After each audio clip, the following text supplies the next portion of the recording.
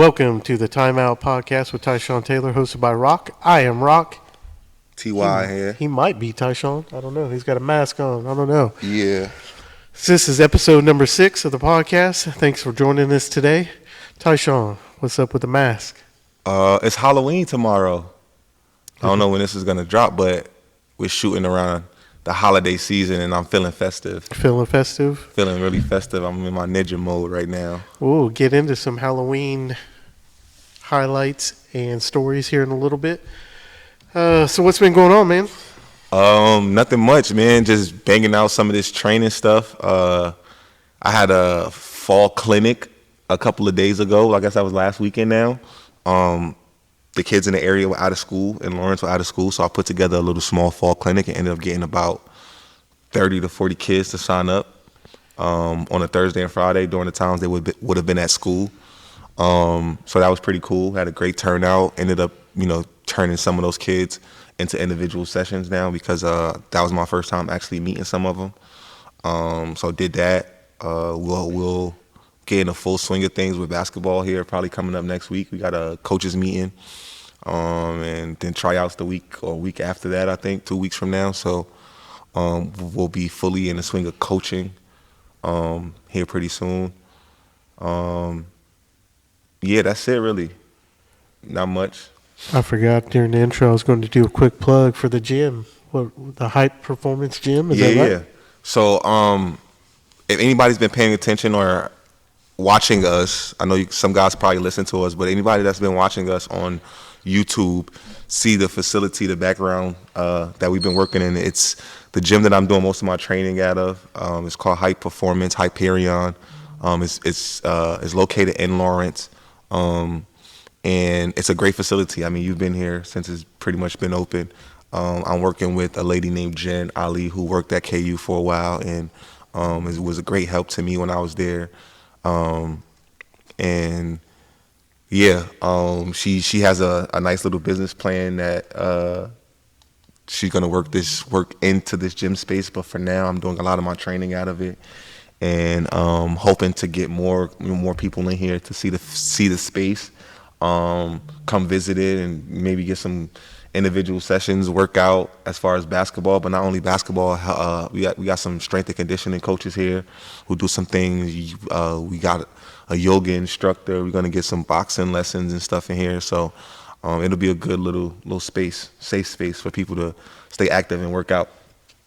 What I like about the facility here is it's not like a gym where you go into the gym and there's 40 or 50 big dudes with their tank tops walking around like Bazooka Mike trying to look all tough and built. But you can come in here, get your workout in, get your shots up, do your thing in a pretty quiet, family-friendly atmosphere. Yeah, so sure. That's what I like about the spot. No, for sure. It's legit. It's legit. It's definitely quiet, spacious. In the cut, which is why I like it, the freedom to be able to come in here and just kind of do my thing without a bunch of people all over the place, a bunch of kids running around. And like you say, on the workout part, it's real intimate. You can get a trainer, one-on-one specialist with you being here where you don't have to feel intimidated for the weak guys like yourself. You can kind of be in the cut and do your own thing. So what we got on the agenda today? We're going to talk about a little late night. Late night just finished up a couple of weeks ago. Yeah. We'll kind of walk through that process. Interested to hear kind of a player's perspective on late night. And then since you're in the Halloween festive mood, maybe we can talk some Halloween and talk about some childhood memories, your favorite costumes, and favorite candies to eat, man. Yeah, for sure. I would love to talk about candy because I'm a big snacker. Anybody that knows me knows that I love sweets, love candy. But to go back to late night, we both just went to the most recent late night. They dropped the national championship banner, which was really dope to see. Got to see Shaq perform a little bit. I know you were really excited about that. I think I seen you in the crowd with the students jumping around, right? No, man, I tried to get in. Raging. They told me I was too old. Yeah. They said, get out of here, man. No, but that was fun. I think the students enjoyed that. I know the players did. They got to receive their rings, and to see that banner drop is like, I mean, you don't get to see that off. Like, how many times you get to see that? It's been since 2008 was the last time, and before that was from like 88. Yeah. So you don't get to see that often. Like, somebody's grandmother probably seen it, and then somebody's mom probably seen it, and then like so it's like a generational thing to see that kind of. So that was really, really dope, and I think that is what I wanted to see the most. Even though I wasn't a part of the team winning or anything like that, I know how hard it is. So obviously you played happen. on 4 late nights, right? Yeah. Were you a recruit for a late night? No, I never seen a late night. I never got to watch it as a recruit. Because that's kind of right. They bring in a lot of recruits. Yeah. So when I was here, so my first year they won a championship, or the year before I got here they won a championship, and our first late night they dropped the banner. Yeah. So I got to see that, and I knew that feeling. Again, going back to this one, I knew that feeling, and just being able to see that and experience that was crazy. And then I play my 4 years hoping that I get to actually put one up myself, and I never did. But yeah, so that was a feeling. And then to talk about hosting and recruits, like I hosted during the late night. I hosted T-Rob, John Wall, Elijah, Harrison Barnes. Probably the list goes on. There's probably like 5 or 6 other pros that I hosted on late night while I was here. Shabazz Muhammad, who ended up playing for the Timberwolves for about 5 or 6 years, was a first-round draft pick, ended up going to UCLA. I personally hosted some of them, and then I know it was a bunch of guys that came. So late night is definitely like a recruiting like advantage that we have, because I know other schools don't experience that. That was going to be one of my questions. Do all the big blue bloods do? Like, I know I seen Kentucky had something online the other day. It was just like a blue and white game. Yeah. Do they not have like a late night like KU does? Yeah. I'm not sure how festive everyone gets. Like, I remember growing up and everybody used to talk about Midnight Madness. Yeah. So as a kid, when I used to grow up, it would be like they would record it and it would be on late, and people would be playing like a scrimmage game, a blue and white game on TV. Like, I remember that. I think Larry Brown started it at KU, right? I'm not sure. I'm not sure the history of it. I believe Larry Brown I just remember being a kid watching Midnight Madness. And when I started to get recruited in college and stuff like that, that was just a pitch. Oh, we got a great late night. We got a great late night. So I'm thinking when I first get here, we're going to be doing this shit at 12 o'clock at night. Because I think that's what it used to be. Like at 12:01 or the first day you could practice, that's when Larry Brown had basically like a scrimmage open, and then it grew from there. The other thing I want to talk to you guys about, was, so the last 5 or 6 years they've had Shaq, 2 Chainz, Lil Yachty. But when you were doing it, it was just like skits and stuff, right? Didn't you guys have to do skits and performances? Is that right? Yeah, so I don't even remember all the skits and performances I had to do. I do remember either my freshman year or my sophomore year, I had to do like a freaking Boys to Men. We had to perform a Boys to Men song, and we had to dress up like we were freaking for the 1990s and roll our one pant leg up and have Adidas shell tops on and like all these colorful vests and like bow ties, how they used to dress. And we performed like a skit. And I thought that was pretty cool because we enjoyed that. And then there was another time where the lady Jen, who I work at the gym here with, she was like the organizer. So she would have to like help us practice for the week and get us together with the cheerleaders. And we gave her such a hard time that she actually went and told the coaches on us. And they called us and was like, if you guys don't do this shit, you guys got to run. Because, like, bro, we don't want to practice dances, bro. Nobody even cares if we can. They just want to see us go do, like, they just want to go, like, see us make an ass of ourselves. Like, they don't care if we can dance together. Like, they don't give a fuck, bro. Like, so we didn't feel like we needed to practice. We were practicing like an hour every day on top of practice, on top of tutoring. I'm like, bro, chill. Was there anybody there that really couldn't dance that everybody just kind of made fun of? Come on, bro. You know. I'm gonna guess Cole. Cole had no rhythm. Cole was a goofy though, so anything that he did, people thought was hilarious. Right. So, but he had no rhythm. Tyrell Reed. No rhythm. T-Hand, no rhythm. Connor T-Hand, no rhythm. Zero. Ricky Schroeder. Weird. You just named all the white guys on the team. Yeah, I'm just naming names. I ain't gonna put a race behind it. I'm just naming names. You make your own correlation. So as a player, that's really the only time you go to Allen Fieldhouse. It's packed, and there's not a lot of pressure, so to speak, on you. No, it is. Well, I mean, I'm gonna tell you what type of pressure. It's a different type of pressure. Yeah, it's a type of pressure of like as you're a freshman, everybody knows your name but don't know you. So it's Right. pressure because it's the first time anybody's gonna see you See play it. basketball. My first late night, I played good. Sharon, I was right at him. And we ain't talk about late night when he was on here, but that was when Sharon like kind of out of shape, not really feeling great, and I was like trying to like. So is it like in that situation, is it like an all-star game? Hell Is no. there like some, Coach not gonna let it get out of hand now. well, but I mean, is there like any unwritten rules where like you don't go at a guy, like, you don't go light up Sharon for 25 and it's kind of like understood? Or do you, Listen to what I'm telling you. This is what the pressure's about, though. This is the first time all of these people are gonna see you, and even if it's not the first time, it's the first time for that season. Right. So they're gonna see if you got better. They want to like. If you're a transfer, they've seen you play other places, but they want to see you with the team. Like, this is a showcase for yourself. This is a way to show the coaches, like, I'm ready to play now, right? So even if that's not the case, in my mind as a freshman or as a sophomore or just as a guy like Jalen, who just coming back, who went and tried out for the NBA and did all of these things, he's coming back. He want to show people I got better. Right. So yeah, it's some pressure. It's not heavy pressure. It's not something that you're gonna think about after that night. But yeah, hell yeah, you going into a little nervous and want to play well. now, did you guys have like set plays you're supposed to run, or how did that work? No, we You got, just kind of get out there I'm and not. ball? So for us, we weren't really practice. I think they were allowed to practice before late night. I don't want to get anybody in trouble, but I'm sure that they were. I think the schedule permitted them to practice prior to late night. Late night was the first official practice for us, so we weren't doing much prior to late night. So it was a scrimmage, it was a pickup. We kind of, again, if you knew the system at all, if Right. you were a returning player, you kind of knew some like plays and shit. But it's just get up and down and just be athletic. And who decides the team, coach? Yeah, they have it on the board when we get in there. Who's on the team?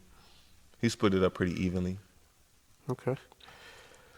So as a recruit, you think like the guys that came in and watched with Shaq and how it's kind of evolved to the performances, and it just kind of baffles me how like other schools haven't figured it out. Yeah, Like, I think other schools do it though. I don't know how much they go into it opposed to just having the game, the scrimmage. Right. Like you said, like with the skits and the performers and all of those things. Like, I'm not sure how serious they get into it, but I know they all have a welcome to the season thing. Right. Whatever it is, it may not be as exaggerated as ours.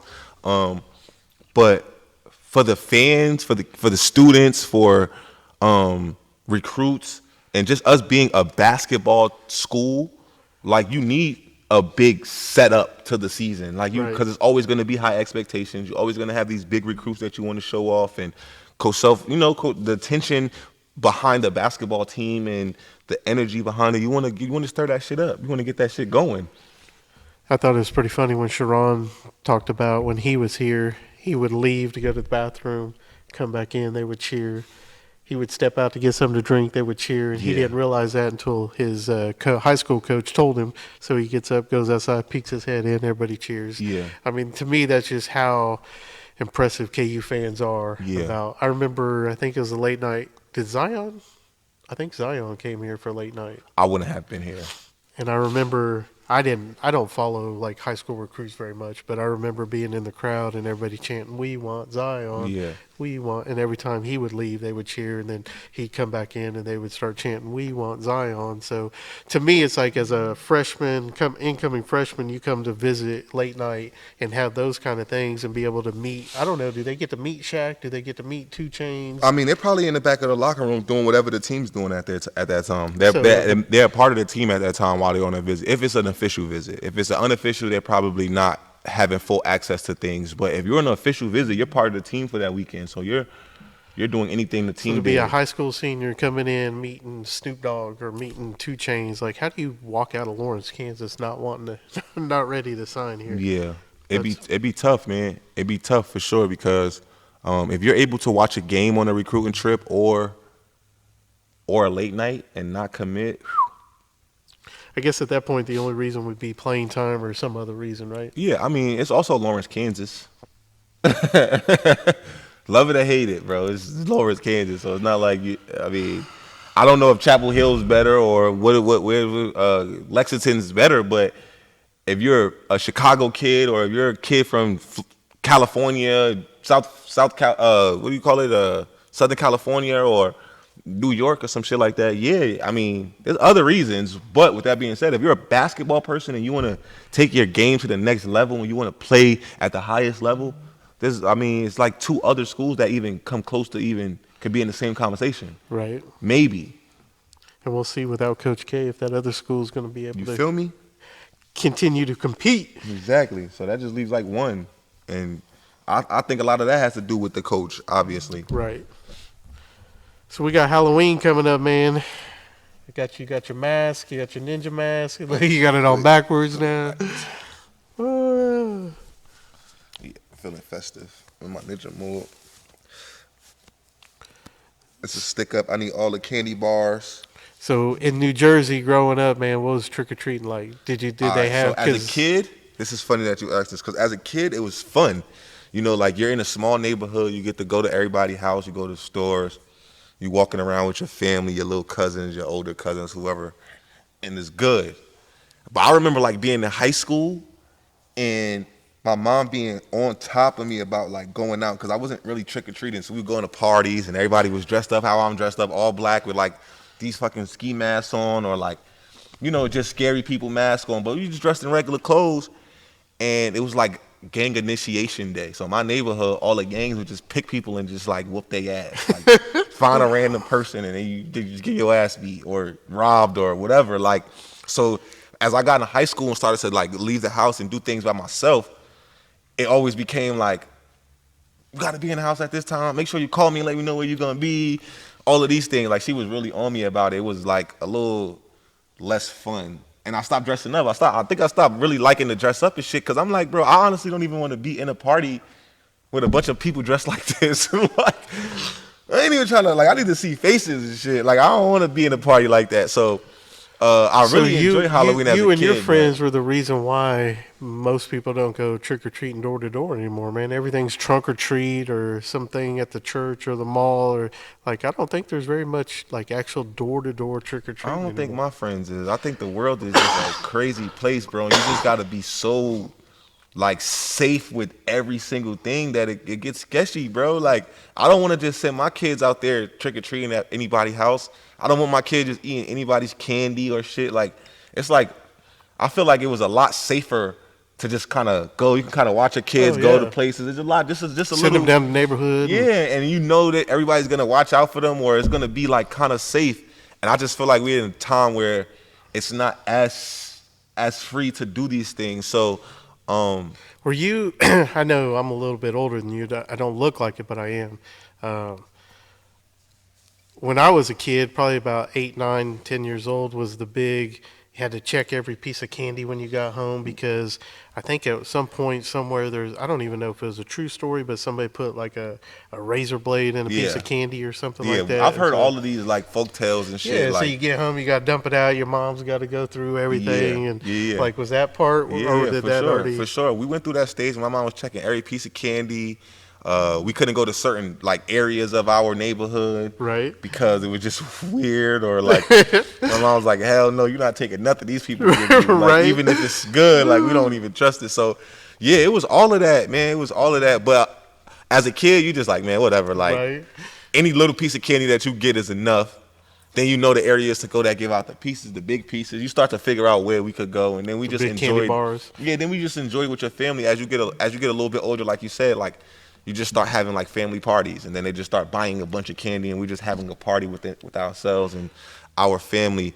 I don't really enjoy the whole holiday though, like the scary shit. I don't really watch scary movies. I'm not into like spooky things. Like I don't really. Again, like as a kid, I was all about it, but as I started to get older and like real life, I'm like, bro, I don't, and this shit is not funny. Like a match man coming down the street with a knife is not something to joke about. Like I could see this for real happening.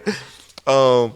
So yeah, I just stopped enjoying it a little bit less as I got older, and now to see like go to bars and shit, and you see grown women dressed up or like grown men dressed. I think it's the most silly shit, bro. Honestly, I have kids, so I enjoy it for that. I enjoy seeing them get dressed up, excited about it.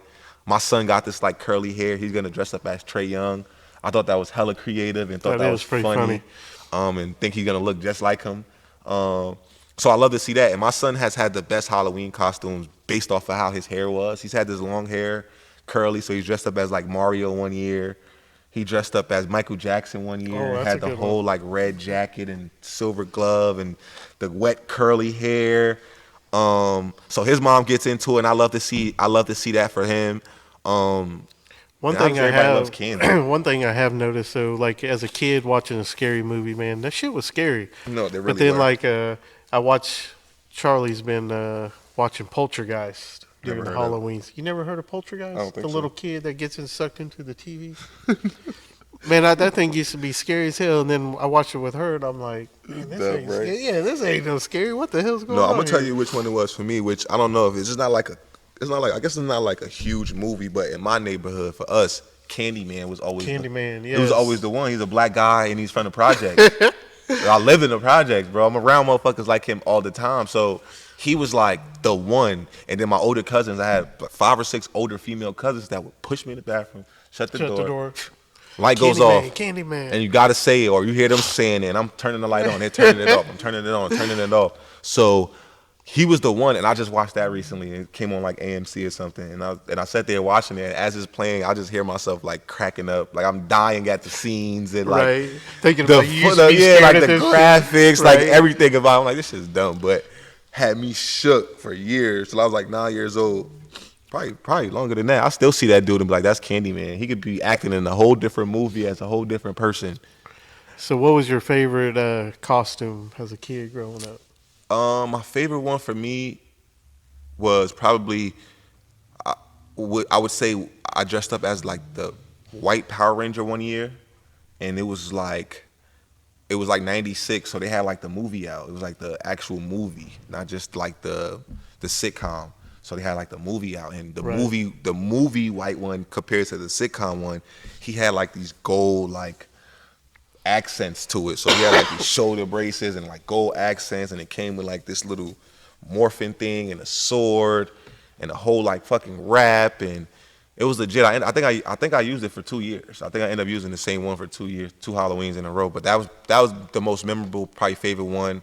I was a ninja. I had the whole ninja get up for probably a year I and a remember half, we used to get 2 years. we would get the costumes from Walmart, Target, and back in the day they used to come like whatever you were, and then the mask, and they had that cheap little string that held it on. Yeah. And I have 2 older brothers, and man, it never failed. At least one of us, if not all 3 of us, halfway through, man, pop them. Man, my mom would be so mad because Yeah. we supposed to be handing them down. That way we didn't have to buy new ones next year or Pop. keep it. Yep, and just pop right in the middle No, of it. I definitely I guess I had 2 costumes for 4 Halloweens.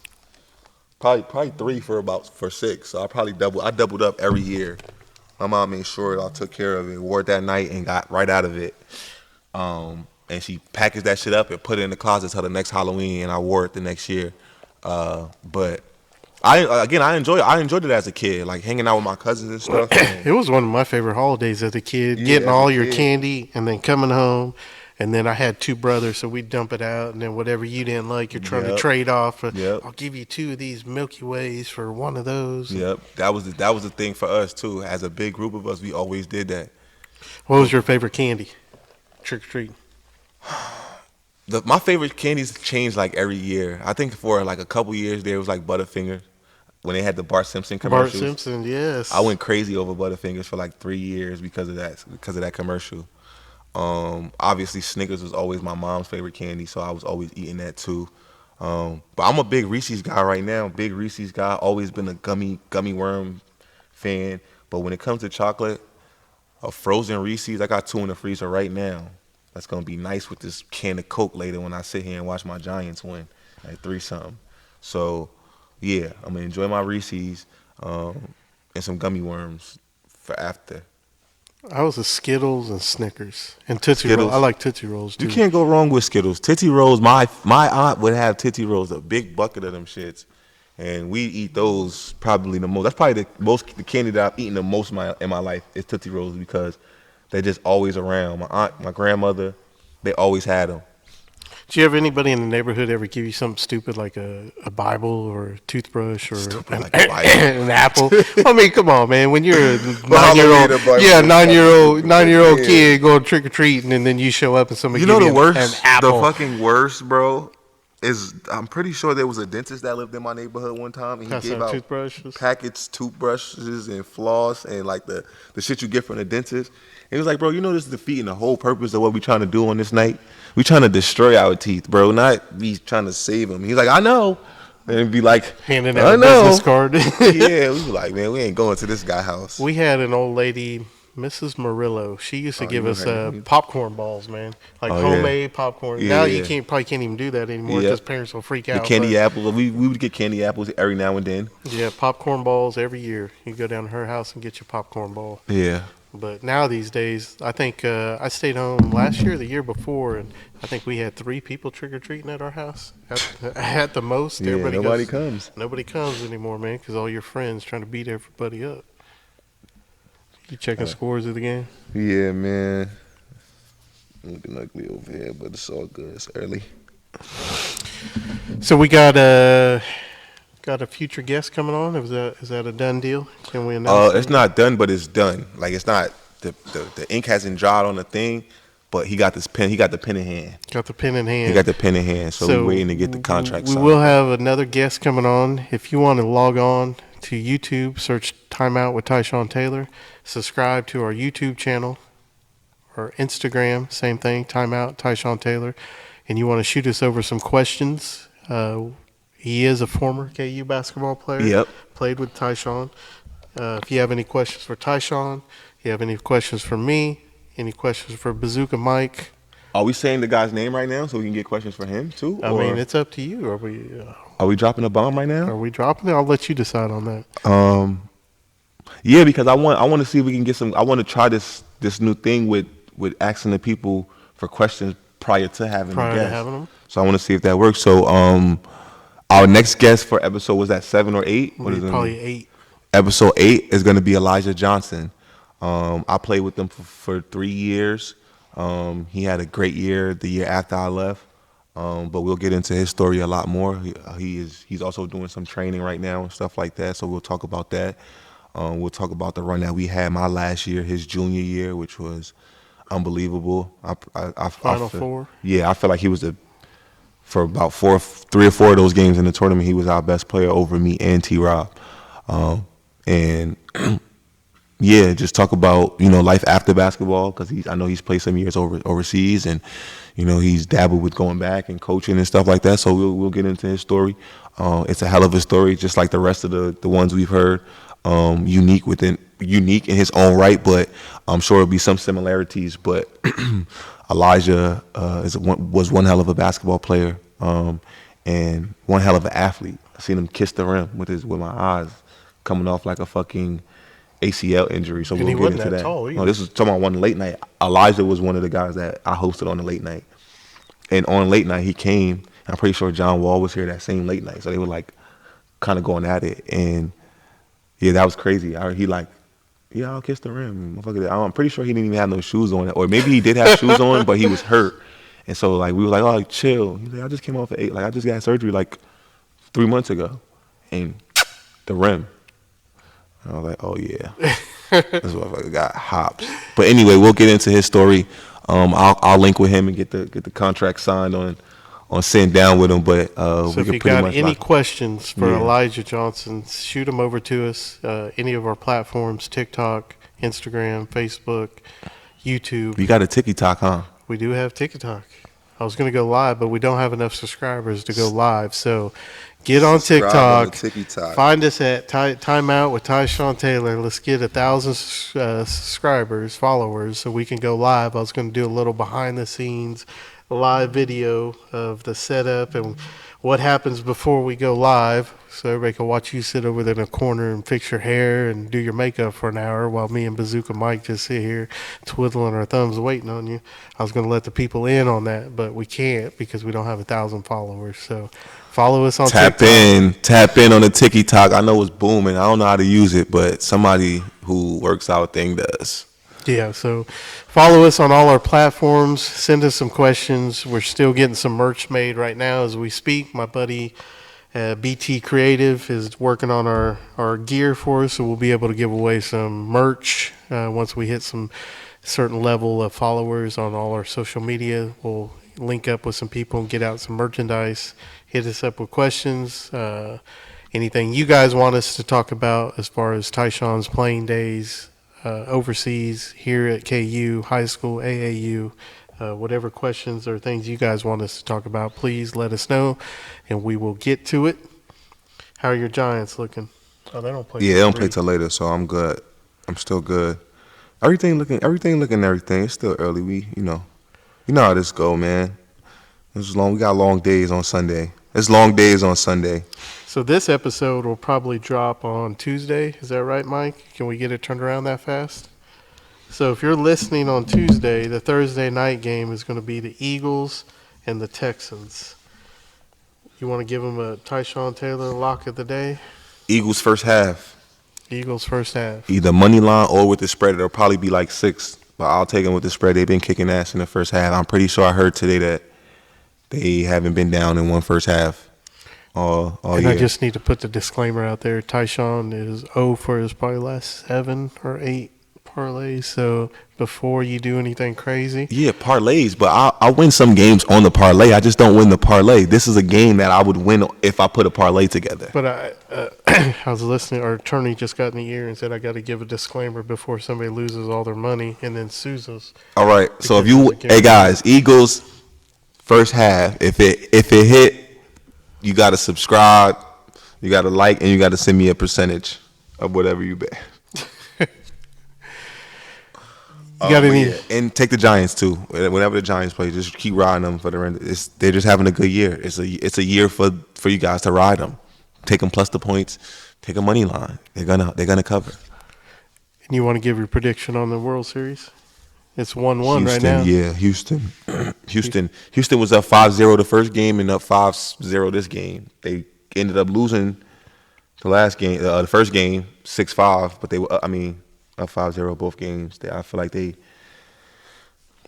probably got the better pitchers. I wouldn't say they got the better hitters. Philly got some hitters over there, but they feel like they're the better team. I feel like they let the first one get away from them. They took care of business yesterday, and I think they'll win it. Philly put themselves in position because now they basically got home field because it's 1-1, and they got to go play 2F in Philly. So they basically got the home field advantage now, which I think is going to help. But I do like Houston to win, and Houston beat the Yankees. So if they don't win, I'm going to be pissed because we would have won. Speaking of the Yankees, Aaron Judge, free agent. Is he coming back? He better if he know what's good for him. unless the Dodgers trying to sign him, he trying to go to LA. Thought I heard some rumblings the Dodgers going to Yeah, make if the play. Dodgers can make it work, I would understand because Hollywood and he's a mega star. So you put him over there, but also being a mega star in New York is the same. So I like Aaron Judge, man. He gonna hit that ball wherever he go. I would love to keep him in the pinstripes, see him in the pinstripes, but it's a lot of money in baseball. So once that money come calling, it'll be hard to turn down 500 million M's, $500 billion. Did you play baseball as a kid? I wish I should have. I wish. I don't know if I would have been any good at it, but I wish I would have locked in on that. I didn't do anything, man. I was basketball. Once I found it, it found me. It was all she wrote. I never even tried to do anything else. I enjoy sports, though. I enjoy the competitiveness of sports because I play sports and I know how, what goes into being good at a sport. I can only understand, I respect other sports players. I understand and respect the work that comes into being really good at a craft. And so, golfers, baseball players, we used to be in the weight room with rowers and swimmers and people who run track, and it's just hard work, bro. So to be at the top of your game, at the highest level, and be really good at that, you gotta put some respect on that. Like the shirt I'm wearing today. When you see somebody who grind and reach the top of their level, you just gotta respect it. Did you ever play against Kobe? Yeah, I was there. So there's 2 memorable things that happened in the 2 games that I played against Kobe. in one season. I'm pretty sure it was either one game my first year and another game my second year, or both happened my second year. But there was one game, and it's like a meme where he was on a free throw line, and he's about to shoot a free throw, and Gerald Wallace was like kind of talking shit to him, and was like, "You gonna miss this," or something he said to him. And Kobe looks over to him and looks over to the bench and was like, "I bet you $500,000 that I won't miss this shot." And looked at him, started laughing like this, like looking around like this guy's crazy, like seriously, like you think I'm gonna miss a free throw? Like I bet you 500,000, and you can't hear him say it, but if you watch the video, you can read his lips. Like I bet you 500 grand. And Gerald Wallace just like shook his head like nah. And Kobe nailed it, and we called the timeout, and you see him looking at our bench while he walking to his bench like, look at this nigga crazy, like a free throw. And then another one in Brooklyn, he like dunked over our whole team. It's like one of his last highlights that he had of his career, where it's like Chris Humphries, Gerald Wallace. It's our whole team. It's literally 4 people. All you see is 4 white jerseys and Kobe just pulling the rim down, dunking that shit, and it's ridiculous. And I was on the bench like this. Oh shit, he just did that. But also just playing in those games and being a rookie, having to be at the gym super early before everybody else to put my work in, because once the game starts at 7, I got to be there at 3 to warm up, because D. Will and Joe Johnson are going to warm up at 4. That's their time to be on the court, and they don't want me on the court shooting while they're warming up, right? Like, I could be on the court, but I can't be shooting shots and hitting his basketball and hitting him in the head with my air balls and shit like that, right? So I got to get my work in me, so it's slotted out. So whoever goes at 4, whoever goes at 4:30, whoever goes at 5, and then it's like maybe 30 minutes before the game or an hour before the game where I can shoot around again. But in order for me to actually get working, I got to be there 4 o'clock, 4 hours before the game, 3-4 hours before the game. I get there. Everybody's who played basketball against Kobe tell the same story, but I get to the game. I get to there. Go in the locker room. I get dressed. I'm put my AirPods in or my headphones in. I get my little stretch in. I go on the court. The motherfucker's sweating. He about to walk out. So I'll sit down for like 5 minutes because he don't want you shooting on the other end either. So I sit down for like 5 minutes. I watch him do his little shit. He walking out. I go in. I'm early, real early. Like, motherfuckers are still in the hotel, laying down, probably haven't even showered and got dressed for the game yet. And he goes out. Now I'm really clocking him because I'm like, all right, what is he? Is he done now? Like, is his workout done is he done for the game now? Is he gonna rest from now to the game? Like, that'd be crazy. Like, I'm young and I can't do that. I'm still gonna have to warm up or something, you know?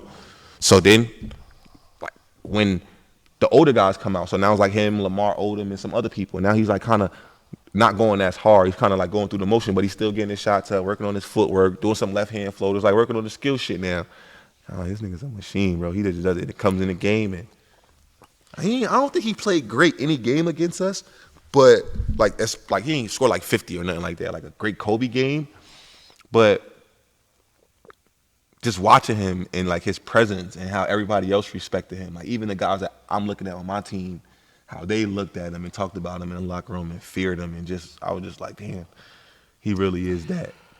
To your point, I just seen a thing on Instagram. I think it was Jason Williams played at Duke, or Jay Williams played at Duke. Mm-hmm.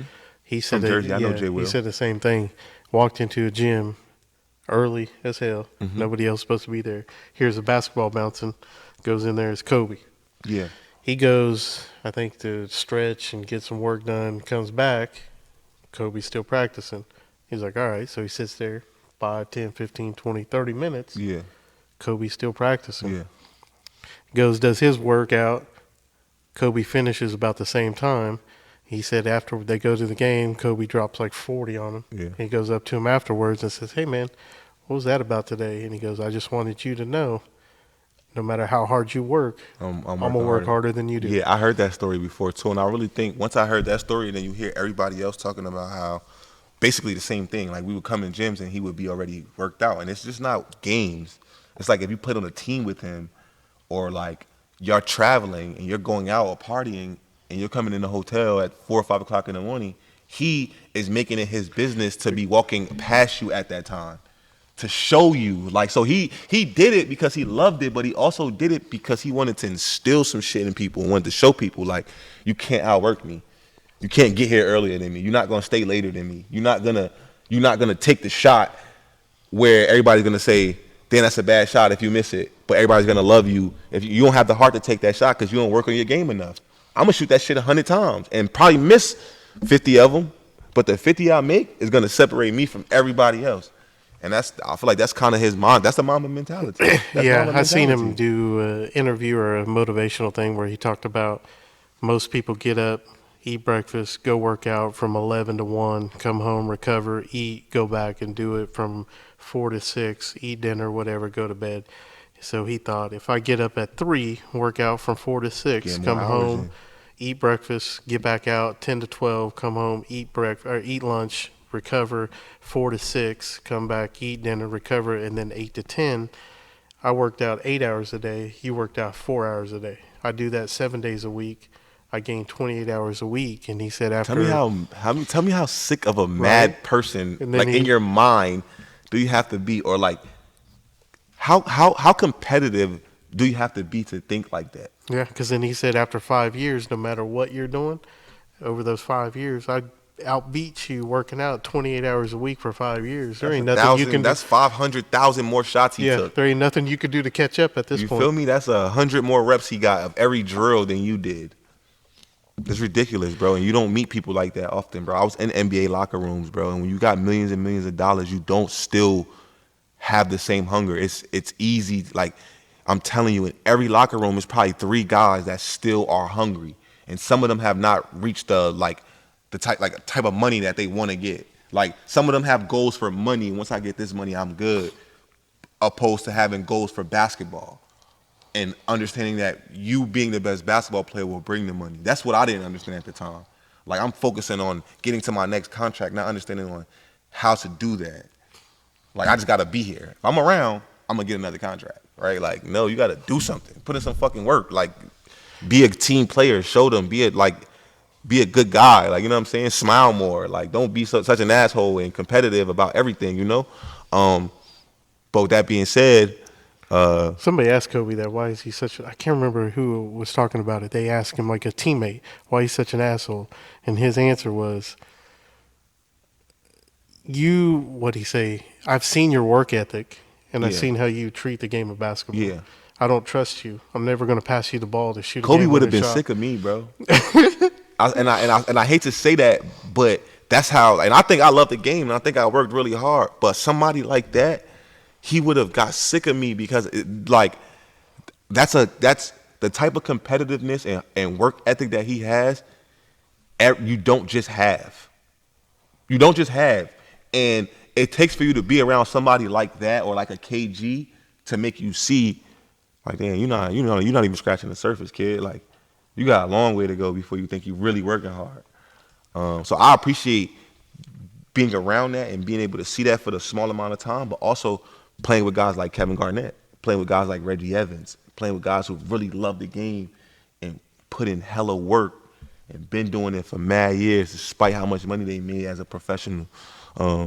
So I appreciate that for sure. I got a weird random question. That's when it came to payday in the NBA, you get direct deposit, you get a paycheck. How's that work? Direct deposit. Every other Friday, every week. How's that work? It's nice, man. Every other Friday? First and the 15th. First and 15th. All right. I always wonder that, man. Like, what Jay-Z say? Who is it? Jay-Z? Jay-Z got a line. The only 2 days are alike, the 1st and 15th, pretty much.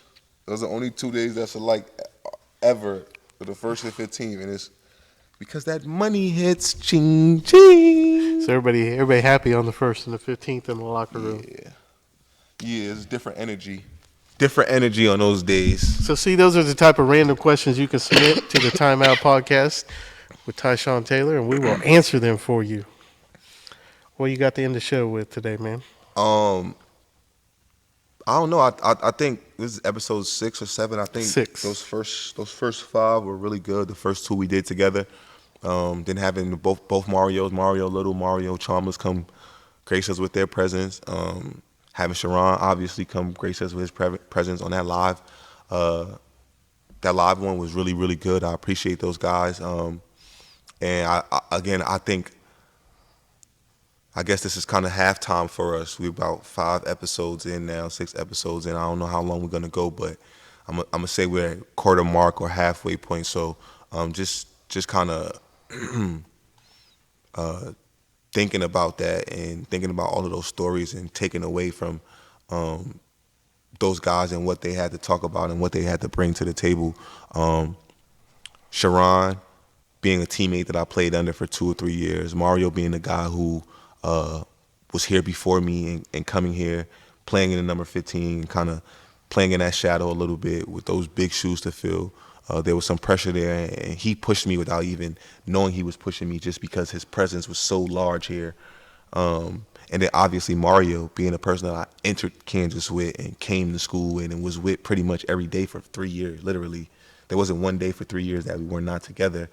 So I just learned so much from those guys, and those guys, again, pushed me even if they didn't know they were pushing me, and I admire those guys on a whole nother level outside of basketball. But on the basketball level, I admire them for what they done on the court, what they brought to the game, what they gave to me as far as motivation and inspiration. So to have them and be able to sit here and pick their brain and talk to them and call them friends is so dope to me. Somebody like Sharon and somebody like Mario, who I watched and looked at and admired as a kid. And then again, somebody like Mario, who I just respect so much as a basketball player and understanding, kind of didn't get a fair shake of things. You just respect them on a different level. So again, that's just kind of like a recap of what I got from that, and wanted to just say thank you to those guys again. And yeah, just look forward for more great stories like that with great people. Yeah.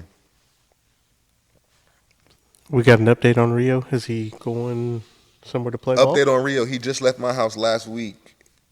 My boy been chilling. Nah, he'll head overseas at some point. I don't think he's in a rush right now. I know there's offers on the table. I'm not sure if it's the right offer as far as money or country wise, as far as just being comfortable.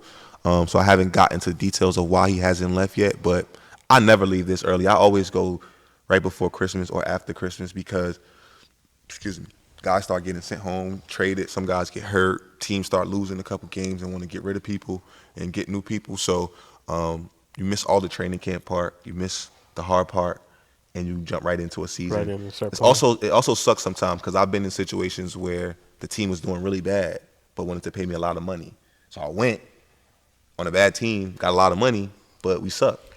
And I knew it, but I thought I was going to be able to, change it, or the atmosphere would change, and sometimes it don't. When you notice when you win a lot, you don't really know it when you're used to losing. But when you're used to winning, you know that it doesn't take much for a locker room to become a bad locker room. Right. So if you're used to losing and you lose a couple games, the locker room becomes terrible. Like attitudes, everything becomes bad. If you're used to winning, you lose 2 games, it's like, we got to figure out how to get back to this. And so, I jumped into a lot of bad locker rooms for good money.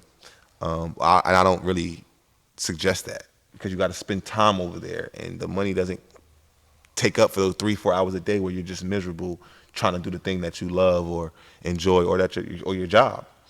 So yeah, but he's figuring it out. I know Mario Little will be going overseas soon to go play. Chalmers, I'm not sure if he's ready to go play yet, but I'm sure he has options to go. I'm just not sure if he wants to do the overseas thing again. And then me and Sharon will take on this coaching thing here pretty soon. Still working on the TBT? Haven't really put in much work, but the thought is still there, and I do plan on still reaching out to some guys here pretty soon. It's not until next summer, but how many roster spots are there? we full. How many roster spots are there? 10? It's as many as you want. Oh, then I got a If pretty you good don't, jump but if we shot. win and you don't play or participate or help the team, then you don't get the money. I made like 8 free throws in a row. I could be a You got sharpshooter. to get fouled to get free throws. I could be a sharp. What if you get hurt on a foul and Now they got you to want bring me to somebody? get hurt? They got to bring somebody off the bench to shoot the free throws. I don't think the guys want me to get hurt for you to make free throws. I think they would prefer me to be full speed, full health, and you just either Okay. not be involved or just sit the hell down. How about we don't tell everybody? I'll be on the roster, and then my cut goes directly to you if we win. Deal. Boom! I just made me. I'm a roster spot. Deal. What's this? BT What is I this? hope Shark B- Tank? You got a deal? I hope BT Creative is listening so he can start making my merch. TBT. What number can I be? Let's get that worked out so I can get some number gear. 10. You can be whatever number you want. I'm number 10. I can't be whatever number I want. You're gonna have like 9 dudes all with their own number. You heard how, and I ain't gonna be able to pull rank on anybody. All right. Well, you heard what happens when people got the same number. You either got to pay for it or you got to play in 1-on-1. Pick your poison. How you want to handle it? Maybe I'll be number 71. I doubt anybody wants to be 69 like Dennis Rodman. I doubt anybody will want to be like 71, so that'll be my number. So look for the merchandise coming soon. Rock, TBT gear.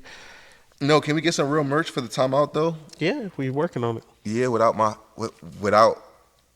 the Tyshawn or Rock, like you just had Tyshawn Taylor or TBT, whatever you had, and then you had your name on it, but then you had just Rock on yours, and I was nowhere near like on yours. Like, how am I promoting you and you're self-promoting?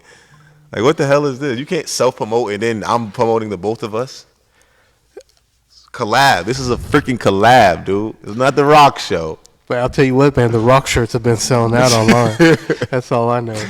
Johnson County single moms everywhere. Yeah, I bet. That's all we got for the episode number 6. Stay tuned. Like I said, we got Elijah Johnson coming up, trying to get a date and time worked out that works for everybody. But we will definitely have him on, listen to his story, submit some questions. Anything you got for Elijah, anything you got for Tyshawn, anything you got for me, we'll be more than happy to answer it, talk about any stories you want to. Ooh, you got time for one more story? Yeah. I did have somebody ask me this. I don't even know if you want to talk about it on the air or not.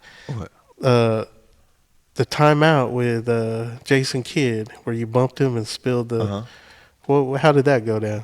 Oh yeah. I don't mind talking about it. I told this story before. It was just a brilliant play by him. We were out of timeout, down 2 points, I think, and we needed a play call. So his basketball IQ kicked in, and he was like, "All right, I hadn't played the whole fucking game. I wasn't in the entire game." And then he just, like, I'm watching it, so I'm understanding what's going on. The timeout prior, he told us this is our last timeout. We have no timeouts. He told us that. So again, I'm a point guard. I'm watching the game. I'm understanding time, score, what's happening in the game, even though I'm not playing. So now, fast forward to the last possession. We get the ball, like 6 or 7 seconds left. We have no timeout. Ball goes out of bounds. It's our ball. He makes a sub. He subs me in. And I'm like, oh shit. I'm excited to go in, but I'm also knowing, like, damn, I haven't even played. It's an offensive possession. Like, Right. what the hell is happening? Now, sub in, as soon as I start tucking my shirt in and, like, getting to my position on the court, sub out. I look up, he waving at me. Like, he give me one of these. Or the whoever's subbing in for me giving me one of these. So I'm running to the bench. I'm running towards the end of the bench. He, like, makes eye contact with me, like, and just goes and puts his cup up. I was like, ah. And I just kind of like walked past him, bumped him, and was like, what the hell? I tried to make it seem like I was mad I was getting subbed in and out. Like, I tried to, like, but I knew exactly what was going on. So when I did that, the cup fell. Everybody knew what was going on. Because as soon as I did it, all of the, like, managers got up, but moving slow as shit. They, like, all got up, moving all slow. And they're trying to, like, wipe it. And as they're wiping it, he draws up a play. That got Paul Pierce a wide open shot right in front of our bench. He just missed it. So we ended up getting the play off, drawing up, and Paul missed the shot. And I really wish he made that shot because the story would have been so much better. But we ended up getting the shot off. He missed the shot. Jason Kidd ended up getting fined like $50,000 for that shit. So when he whispers or says "hit me," like, did it automatically click? I automatically knew exactly what was happening. Like, I knew. I didn't know what he had in his mind, but I knew there was something that needed to be done. I didn't know that he was gonna clean up the cup and draw a play because he didn't have the cup up at first. He said "hit me," and then went like this. And so I knew whatever he's about to do, that cup was about to go flying everywhere. So I didn't even hit the cup. I just hit his arm. He just like, yeah, like this. But they read his mouth because he didn't tell me prior. When he said "hit me," when you see it on the camera, that's when I seen it too. Like, I didn't know that before. I just knew what was happening in the game. Like, I knew whatever's about to happen, he needs more time. This motherfucker is trying to create more time for himself. And Again, that's his first year as an NBA coach. We played against him the year before that. He was playing for the Knicks, and my rookie year, I'm playing for the Nets. We played against him in Madison Square Garden, and then he actually hit a game winner on us, where he kicked his foot out, and somebody fouled him, and he ended up getting 3 free throws, won the game. The very next year, he's our coach, and drawing up this play that's like wild. But yeah, it was crazy. But again, it ended up working. We got the shot we want. So I think when a lot of people Google search Timeout podcast with Tyshawn Taylor, That comes I think up. that comes up as like one of the third or fourth options. So I think that's why somebody. yeah, it's like the fucking highlight of my NBA career, bro. Somebody It's the brought it only to thing our that comes attention. up. People tag me in that shit once a month, bro. I Do get they? a random person too. Like it'll be like on ESPN, throwback clips, or like just classic NBA clips, or just random shit. People post it and then they retweet me. I'm like, bro, it's not funny, bro. Like, I didn't even do anything. I'm a fucking jerk off. He talked about it on ESPN one time. They asked him about it, and he was like, "Me and Tyshawn need to go back to acting classes." I was like, "No, you do, bro." I almost got fined $20,000 for that shit. Would the team, if you would have got He fined, would have. he would have. Yeah, he already told me. Don't worry about it. But they didn't fine me. They just fined him 50 big ones. Like, damn, we ain't even win the game. Where else can you get inside stories like that? Only here, bro. Right I got here. the scoop. What else you want to know? Timeout podcast with Tyshawn Taylor, hosted by Rock. That's a wrap. Episode number 6 in the books. Please join us for our next episode coming out soon. Hit us up, follow us, tweet at us, whatever you need to do. Good Stay night. safe this Halloween, people. This holiday season. We're good.